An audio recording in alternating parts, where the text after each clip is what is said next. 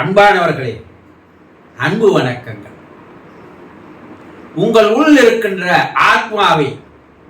ஆன்மாவை வணங்குகிறேன். உங்களுடைய வீட்டில் யாராவது இறந்து போயிருந்தால்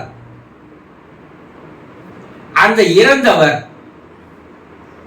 உங்களுடைய நினைவாகவே கவலையோடு மேலே இருந்து வருகிறார்கள். அவர்கள் இறந்துட்டாங்களே, இதுக்கு மேல எதற்கு கவலைப்படணும், துக்கப்படணும், துயரப்படணும், வேதனைப்படணும்? அவங்க வாழ்க்கை முடிந்து விட்டது இல்லையா? எல்லாம் முடிஞ்சு போச்சு சொல்றாங்கல்ல. யாராவது ஒருத்தர் வீட்டில் இருந்து போயிருந்தா அவரை நினைச்சு நம்ம என்ன சொல்றோம்? எல்லாம் முடிஞ்சு போச்சுங்க, அவர் போயிட்டார், இனி அவருக்கு நமக்கு எந்த உறவும் இல்லை, அந்த உறவையும் கொண்டாட முடியாது. ஏன்னா அவர் இந்த உலகத்துல இல்லை. சொல்றீங்கல்ல, அவர் இந்த உலகத்துல இல்லதான், ஆனா அவர் வேறு உலகத்திற்கு போயிட்டாரு.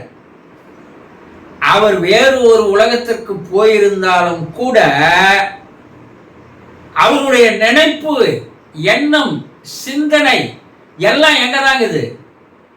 உங்கள் உலகத்தோடு தான் அது இருக்குது. என்ன, அந்த உலகத்துக்கு ஏற்ற மாதிரி அதை தன்னை மாற்றிக்கொள்ளவில்லை. அவர் மாறாது அவ்வளவு சீக்கிரத்தில்.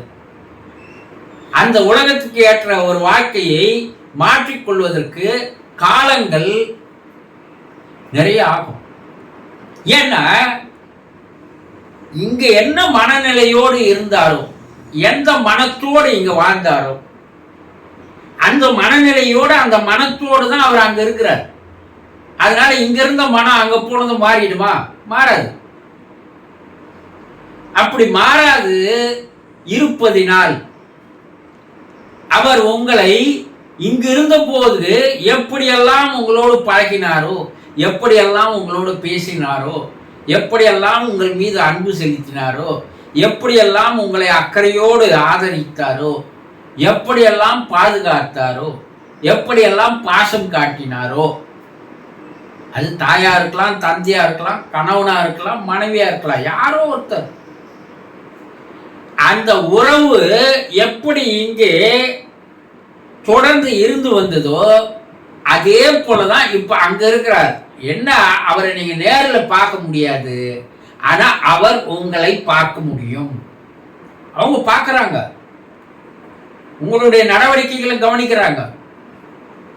அவர் இல்லாது போகும்போது, இல்லை என்ற நிலை இருக்கும்போது நீங்கள் எந்த அளவுக்கு வேதனைப்படுறீங்க, எந்த அளவுக்கு துக்கப்படுறீங்க, எந்த அளவுக்கு உங்களை நீங்கள் இழந்து போய் கலங்கி போய் இருக்கிறீர்கள், அவருடைய பிரிவை தாங்க முடியாது எப்படி நீங்கள் தத்தளித்துக் கொண்டிருக்கிறீர்கள் என்பதையெல்லாம் நீங்க எப்படி கண்ணீர் விட்டுறீங்க, எப்படி கலங்கி போறீங்க.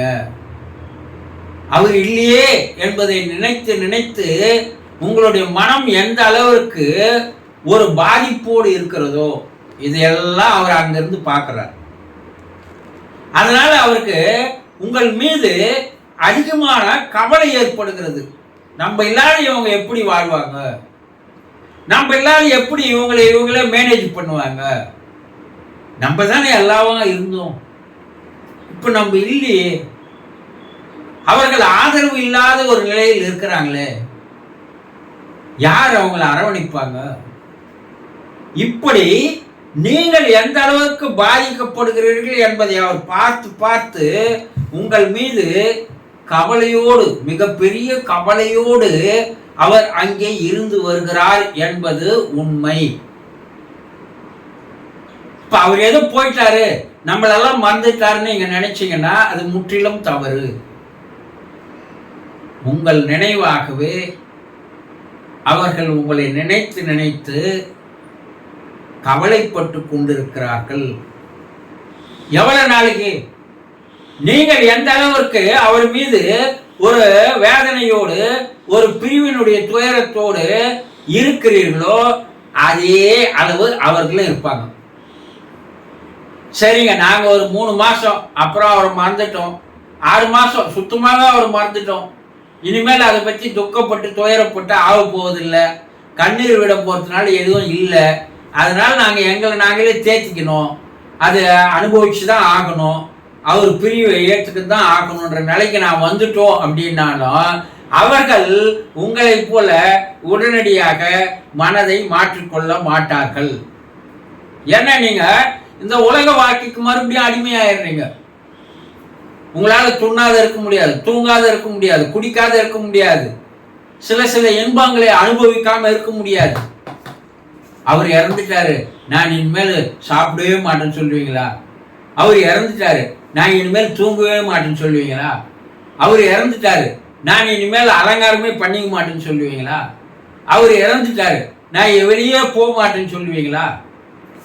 நீங்க மறுபடியும் உங்க வாழ்க்கைக்கு வந்துடுறீங்க, ஏன்னா வாழ்ந்து ஆகணும் இல்லையா? ஆனால் அவர்களால் உடனடியாக உங்களை போல மாற்றிக்கொள்ள முடியாது.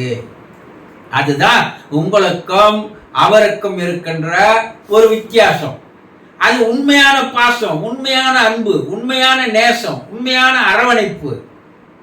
நம்மளது எல்லாமே போலி. மறுபடியும் நம்ம எதுக்கு போயிட்டோம்?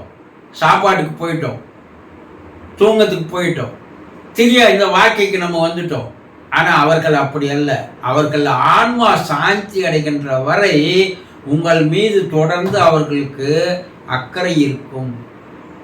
உங்களை நினைத்து நினைத்து அவர்கள் கவலையோடு வேதனையோடு தான் இருப்பார்கள் என்பதை புரிந்து கொள்ளுங்கள். சந்தோஷம்.